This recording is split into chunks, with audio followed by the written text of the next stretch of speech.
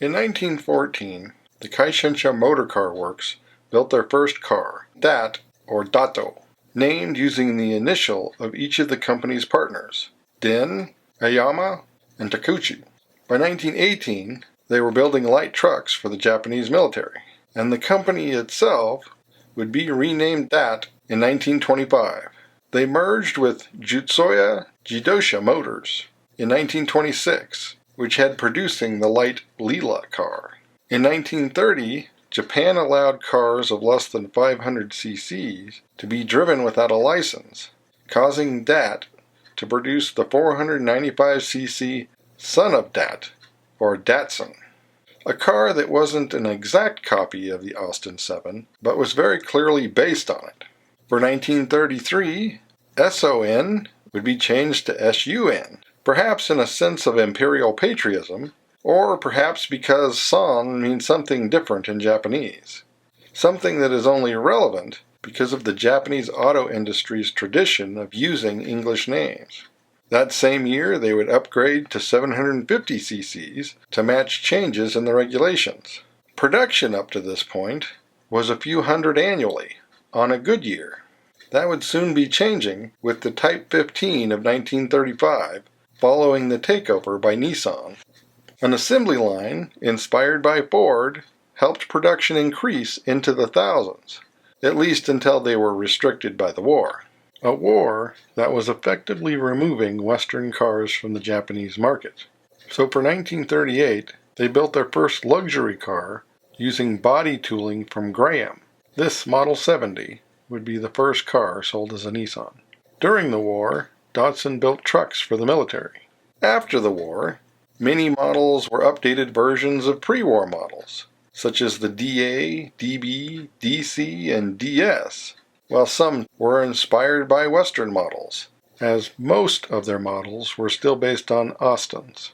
And the Nissan name started appearing on some vehicles in some markets, mostly on trucks, such as the Patrol, based on the Willys Jeep, and the 4W70 Carrier, based on the Dodge Power Wagon.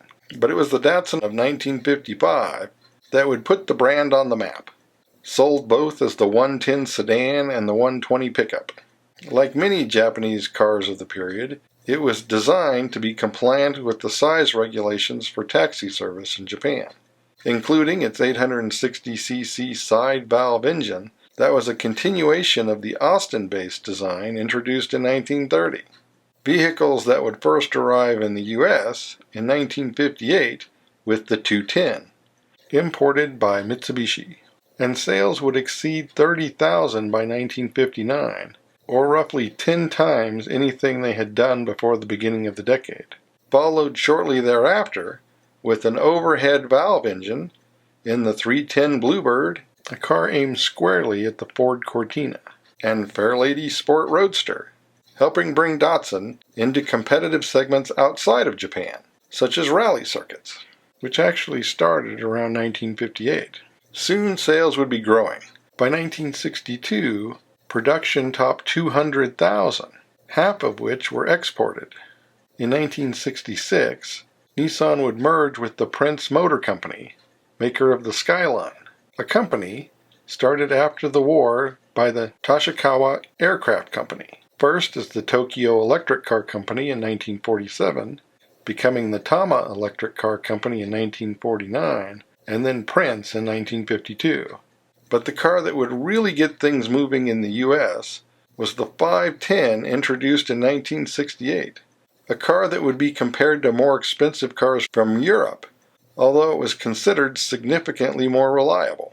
They followed that up a year later with the Fairlady Z, or 240Z, a sports car aimed specifically at the U.S. market and called the poor man's Jaguar, which was criticized as developing a product for an unprofitable market, but it would quickly become the best-selling sports car in the world. Add these to the continued success of the small pickups, and Datsun quickly became one of the leading import brands in America, having already become one of the biggest car exporters in the world. And by the mid-70s, Nissan had become the fourth largest car manufacturer in the world, producing more than 2 million cars worldwide. success that was boosted by the 70s fuel crisis, and an aggressive Datsun Saves marketing campaign. And an extensive model lineup didn't hurt either. Not just the economical B210 and popular 510, but ever bigger Datsuns, going through the 610 and 710, with the Z Straight 6 making its way into the 810, which some people called the poor man's BMW, just like they had the earlier 510s. While the Z itself was up to a 280, or 2.8 liter. And there was the quirky and semi-sporty 200SX and the tiny and unusual F10, making Datsun not only successful in the US, but the best-selling Japanese brand in Europe as well. But from 1982 to 1984, Datsuns in the US would be rebranded as Nissans, an attempt to shift to the corporate brand image, costing millions. And models transitioned from numbers to names, such as the 810 becoming the Maxima, the 510 becoming the Stanza, the 210 becoming the Sentra, and the F10 becoming the Pulsar, although the 200SX and 280ZX carried over. And it wasn't long before Datsun was replaced by Nissan in other markets as well. But it wasn't until the end of the 1980s that Nissan had the same name recognition as Datsun, which might explain at least partially why it started to lose ground to the likes of Toyota and Honda. And we may get more into Nissan, Infiniti, and Prince at another time. And one could argue that Datsun didn't go away, it just became Nissan. But Nissan is more than just a continuation of Datsun.